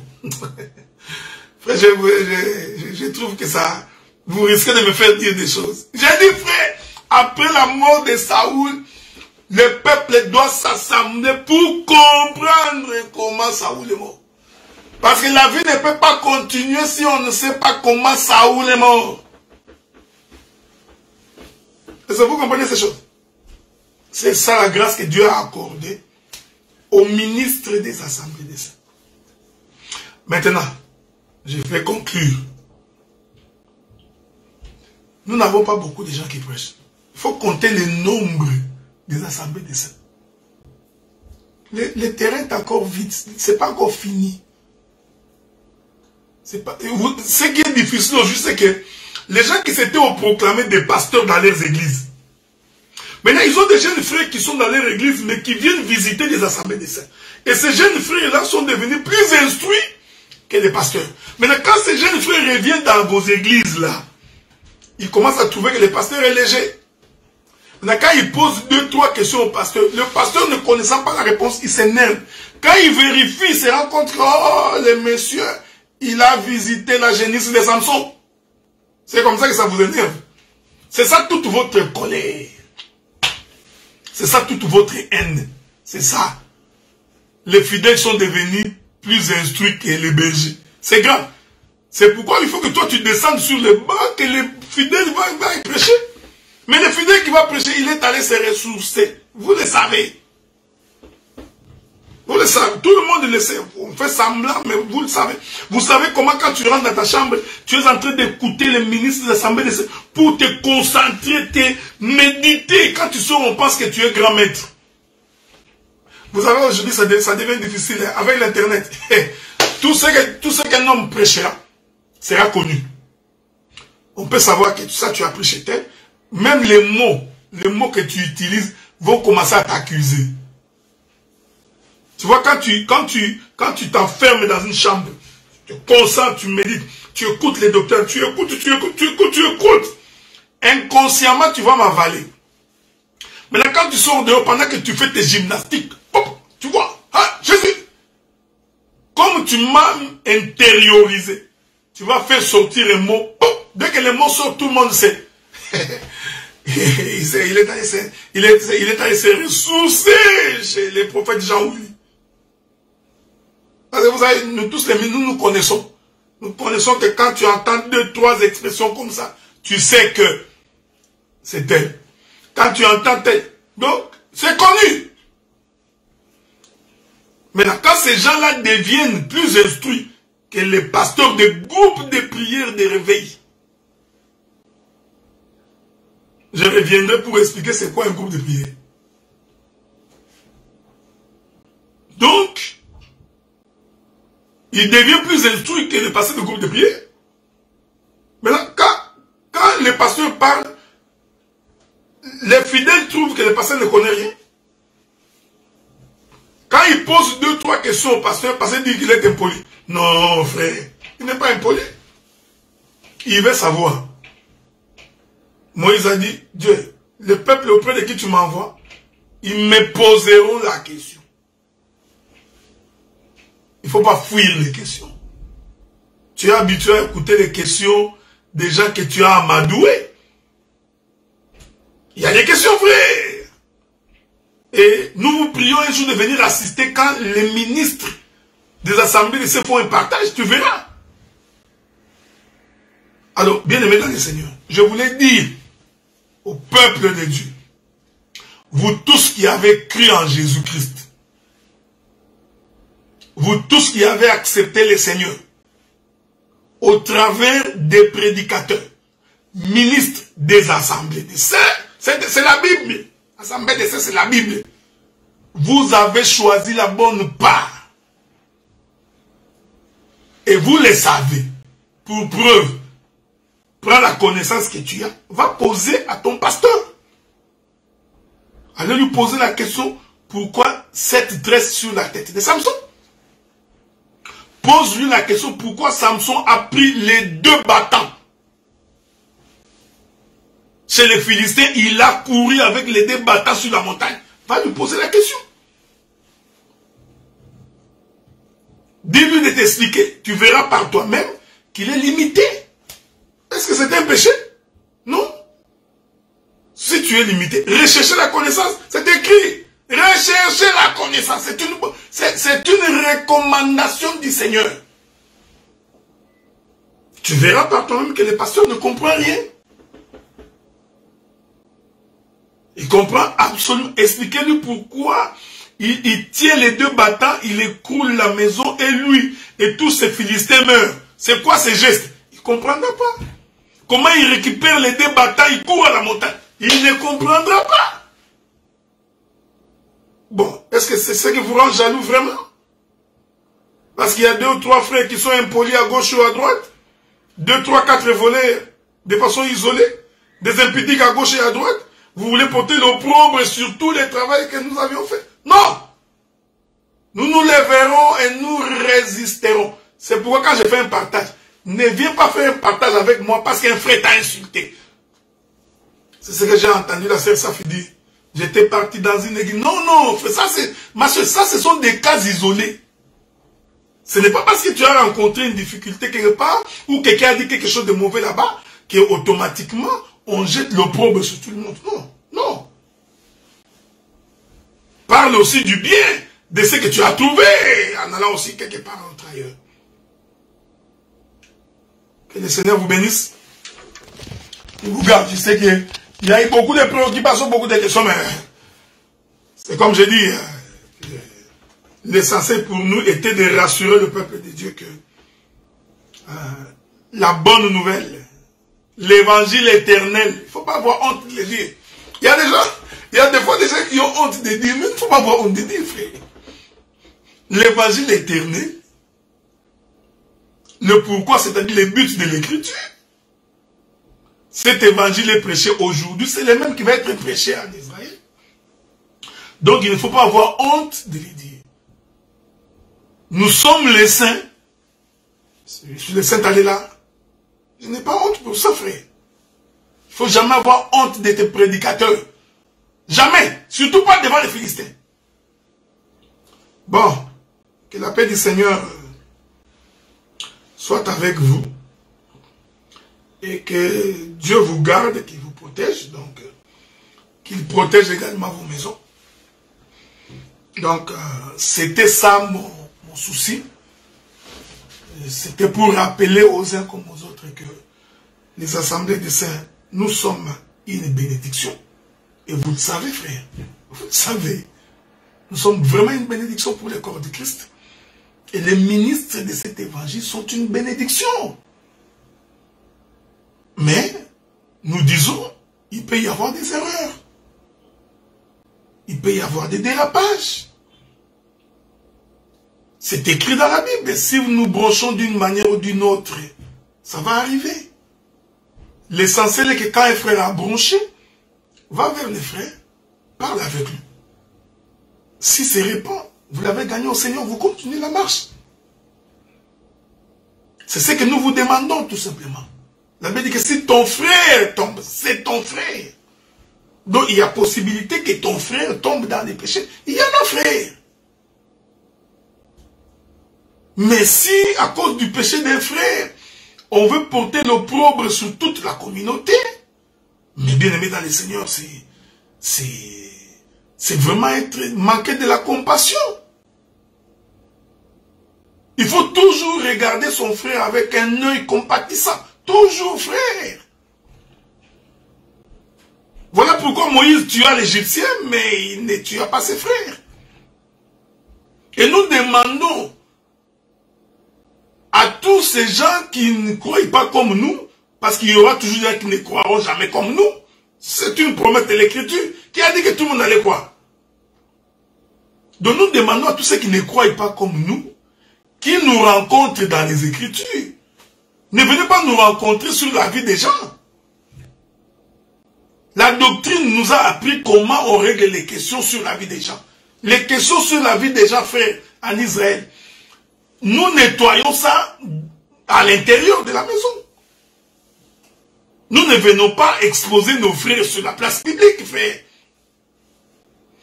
Nous ne ferons jamais. Et alors, jamais. Je voudrais ici rassurer les frères que moi, le frère Adela, je ne ferai jamais une émission au nom de quelqu'un. Non, me lever ici pour faire... Non. Mais quand quelqu'un quand un Philistin vient pour parler à notre nom, je viens pour rétablir la vérité. Donc, je ne me suis pas ici attaqué à sa vie personnelle. Je ne me suis pas attaqué à son église. Donc, je réplique parce qu'il y a des choses qui ont été dites qui sont des faussetés. Nous ne sommes pas sortis de branhamisme. Ça, c'est faux et archi faux. Mais à moins vraiment qu'on est dans des rêveries. Même notre façon de prêcher n'est pas comme les branhamistes, frères. Notre manière d'interpréter l'écriture n'est pas comme les branhamistes. Mais est-ce que nous sommes sur la même planète ou quoi? Mais c'est nous, je dis bien que c'est nous, les ministres des assemblées des saints, qui ont fait que les branhamistes se sont effacés au Congo. Se sont effacés. Et Dieu soit loué, au moins tu as reconnu que nous sommes un mouvement fort. Oui, nous sommes un mouvement fort. Il ne faut pas avoir peur, parce qu'il dit mouvement, ça vous effraie. Nous sommes un mouvement fort. Si pour lui, pour les autres, nous sommes une secte, gloire au Seigneur. Ce n'est pas la première fois. Les contemporains de Pierre ont traité Pierre et les autres des sectaires. Et alors, qu'est-ce que vous voulez? Si pour le commun des mortels, nous sommes une secte, gloire au Seigneur.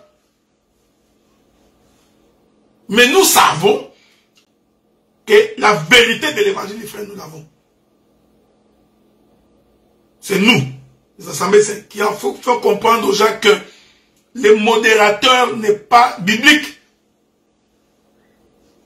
Parce qu'à l'époque, c'était tout frais qui pouvait modérer, n'importe qui modère. Non, nous leur avons fait comprendre que soit un ministre, soit un serviteur préparé au ministère qui modère les cultes.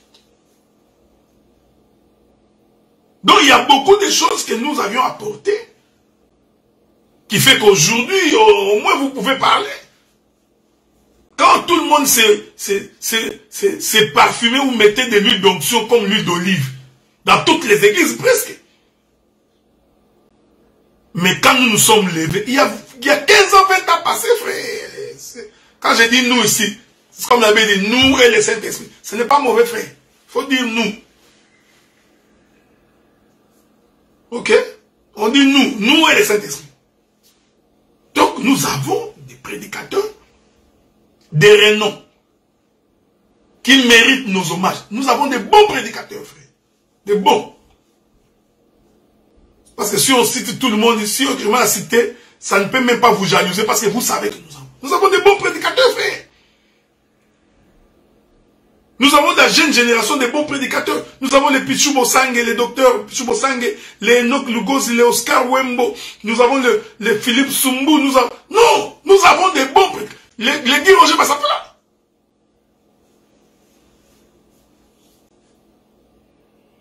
Est-ce que vous comprenez ce que nous avons? Je salue mon bien-aimé, notre prédicateur Anzo Bawani, qui m'a salué quand j'avais commencé. Que Dieu vous bénisse. Donc, vous voulez nous rencontrer, venez nous rencontrer dans les sujets de la Bible. Pas sur les églises, dans le fonctionnement d'une église locale. Ça là, ce n'est pas une bonne manière de présenter les choses. Rencontrons-nous dans les Écritures. Dites-nous, vous prêchez ça, nous trouvons que c'est de la fausseté, voici la bonne prédication. Mettons un sujet de contradiction, venez partager. J'ai fait une émission avec Joseph Menzel, avec le pasteur Joseph, sur la reconnaissance ministérielle. Nous nous sommes rencontrés parce que c'était conforme aux Écritures. Mais quand nous avions fait sur la prédestination, nous avions divergé, je n'étais pas d'accord avec lui. Mais est-ce que j'étais insultant? Non. J'ai démontré que sa confession, je ne suis pas d'accord. Le peuple a apprécié. Alors, que le Seigneur vous bénisse. Nous saluons tous les saints. Nous sommes fiers. Fiers d'être appelés saints. Parce que nous sommes appelés de Dieu, sanctifiés par la parole. Nous vivons en conformité avec la parole. Dieu nous a accordé la connaissance. Et c'est cette connaissance que nous partageons avec vous. Et je demande à tous les ministres, frères, que quand vous tiens un divergent avec ton frère, discute avec ton frère.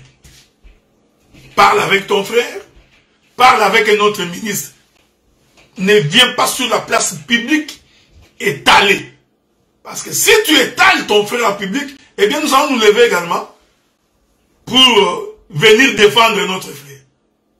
C'est très important. Que le Seigneur vous bénisse, qu'il vous garde et qu'il vous protège. Que la paix du Seigneur soit avec vous. Je salue mon bien-aimé Serge Viocolo. Ma bien-aimée sœur Esther Safi, je te salue également. Donc, Joseph, le pasteur, je le salue aussi. Mais qu'il accepte de la même manière qu'il s'est attaqué à nous. Nous avions l'obligation de répliquer. On ne peut pas laisser passer ça parce que ça va être très dangereux. Parce qu'il y en a beaucoup qui veulent éloigner les gens. Les éloigner de la bonne parole. Maintenant, ils trouvent des astuces, des manières de parler, de critiquer pour que les gens n'écoutent pas les autres prédicateurs. Faux! Vous allez échouer. Parce que parler, nous savons parler. Et nous sommes capables, avec l'aide du Saint-Esprit, d'apporter la pression de l'Écriture. Donc si quelqu'un veut nous rencontrer, qu'il nous rencontre dans les Écritures. Voyez-vous? Donc que le Seigneur te bénisse, qu'il te garde, qu'il te protège. Mon bien-aimé Serge Kani, que tu m'as dérangé. quand je faisais l'émission en m'appelant. Maintenant, tu peux m'appeler après l'émission. Que Dieu vous garde. Je vous souhaite de passer une très bonne soirée. Aussi, il faut prier pour nous, vos prédicateurs. Que Dieu nous garde dans sa maison, qu'il nous protège. Priez que Dieu fasse en sorte que nous ne puissions pas nous éloigner. Des fois, quand on est prédicateur, on a des combats terribles. Alors, vos prières sont aussi importantes pour notre vie. Que le Seigneur vous bénisse et qu'il vous garde. Merci beaucoup.